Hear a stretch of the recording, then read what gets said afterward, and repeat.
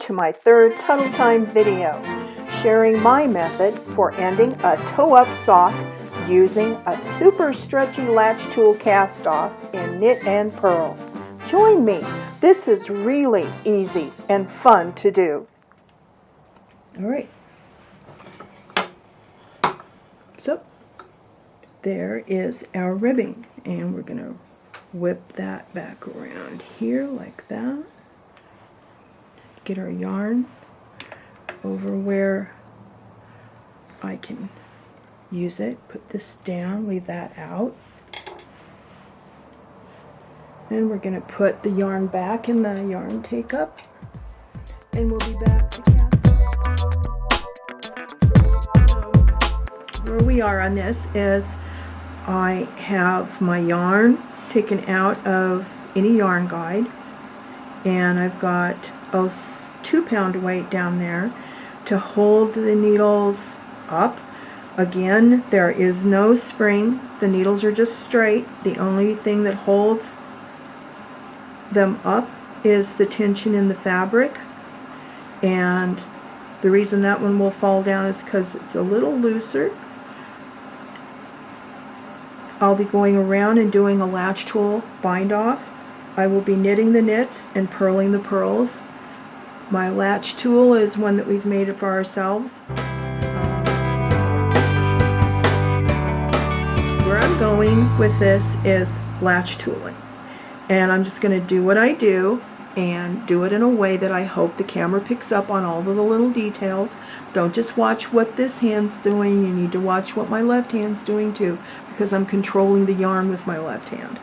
And don't just pay attention to the general point of it, which is just chaining around. The point is just chaining, make a continuous chain off stitch, a yarn over if you're doing hand knitting. That's what I'm doing, is a yarn over.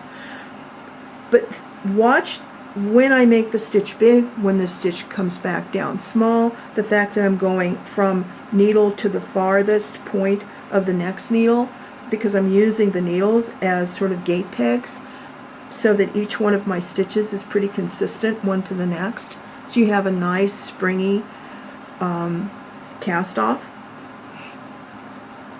So this is the same process you'd be doing if you were using a flatbed knitting machine. Nothing really unusual about it. Alright, so I'm going to go into this first stitch, which happens to be a purl. I am not going to purl this one. It's the only time you'll see me do this is the first stitch. I'm going to knit it when it should be a purl. When I come back to it, after I go all the way around, I'll end on this same stitch, and then is when I'll purl it. And you'll see that you won't, that's why it will merge in with the rest of the cast off. Okay, so now I'm going to touch onto that stitch that's on the latch tool and hold it there, come to the far side of the next needle, go through, pull it taut. I've got my hand like this, kind of how I would if I knit with controlling my yarn with my left hand. Alright, so, and pull the stitch through. So now all I've done is just do a latch tool chain between two stitches, right? And I'll do the same thing, come in underneath it, go to the far side,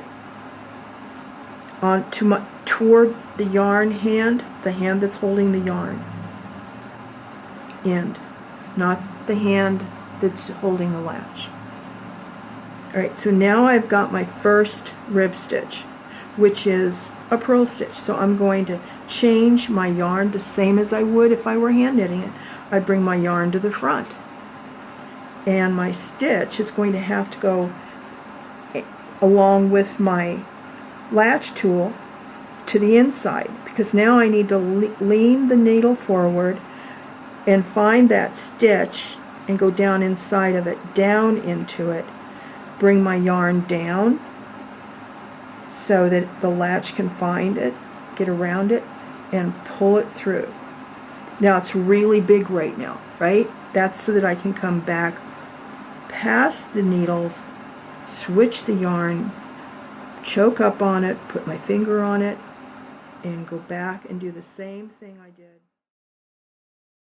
Go back and do the same thing I did. I'll knit 2 and I'll purl 1.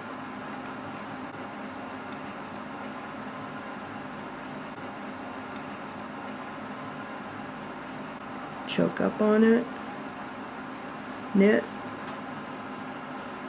It's also why I use castered chairs. It allows me to move around my machine a little bit, actually quite a bit.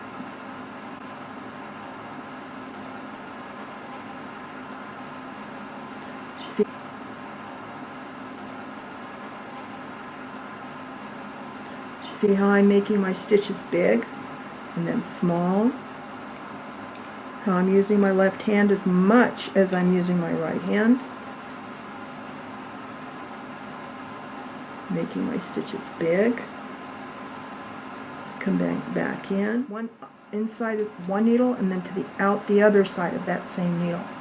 Okay, so now because I don't want any of these to knit off, I keep coming back and raising them. I don't want them to go into work. They'll fall off. I don't want them to fall off yet. Okay, so now I'll advance it.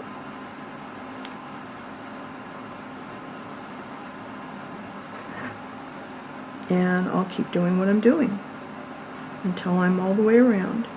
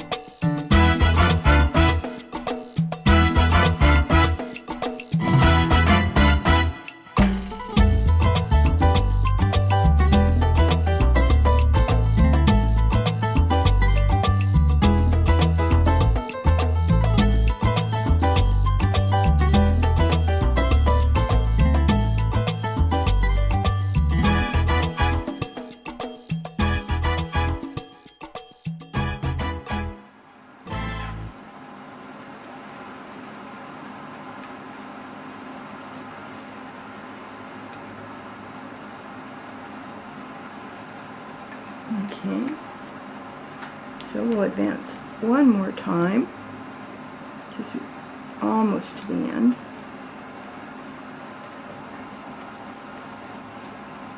Just have to go to here.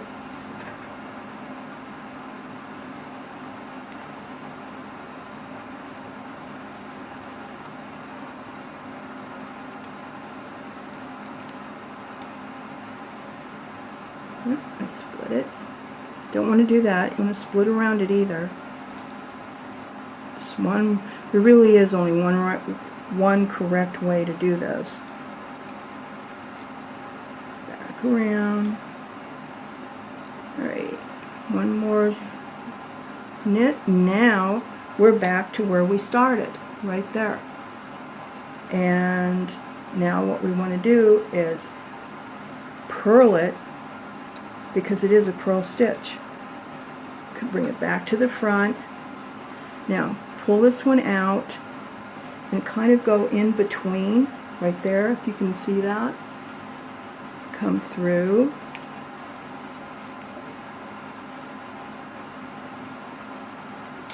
Don't always like to go. Okay, and that's it.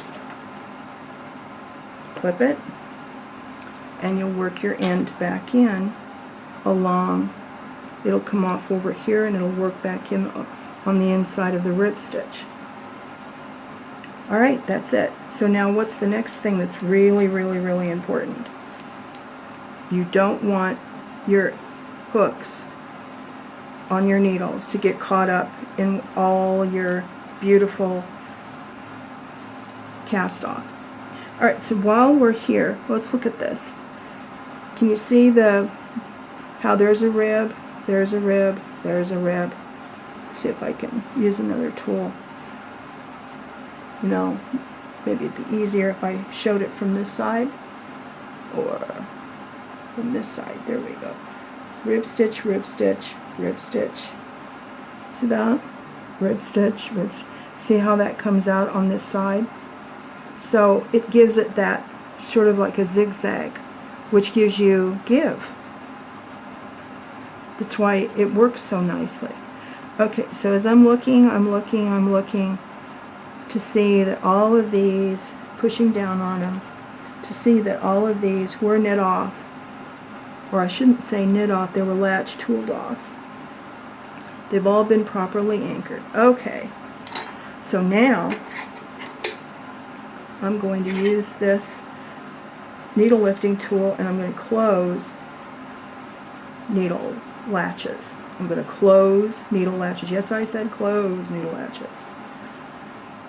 And the reason I'm doing this is so that those hooks don't get caught up in my cast off. So I'm closing needle latches.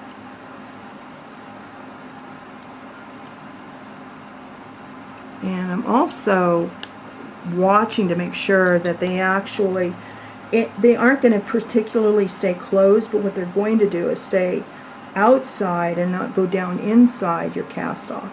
That's the important thing. So now here I can just kind of like work them up like that. Work them up there like that. Alright, and now I'll watch and make sure I don't have any latches caught, and I'll crank it around, see how it comes off, all nice and neat.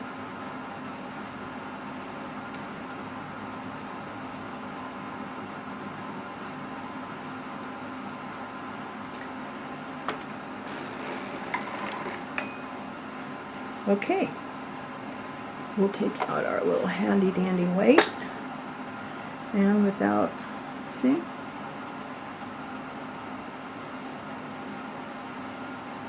See your little rickrack? Got it off the machine, nice. And now I'm going to come in and show you how I do the end. I use a double eye needle, or any kind of needle for that matter, that has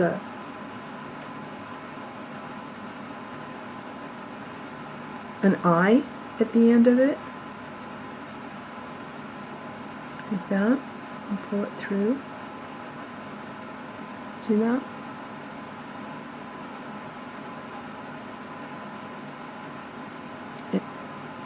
Come in underneath your stitch, underneath the loop, pull it through, and make a slip knot. The slip knot will face down instead of out. And it should stay. It'll kind of shrink back in. Okay, so that's all the finishing there is to a toe-up sock. Thank you for joining me in this Tuttle Time series of 3 15-minute high-definition videos showing how I use my Tuttle to make a toe-up 3-wedge rainbow sock. These videos, they were shared with you in an effort to inspire crankers everywhere in the joy of cranking a Tuttle sock machine.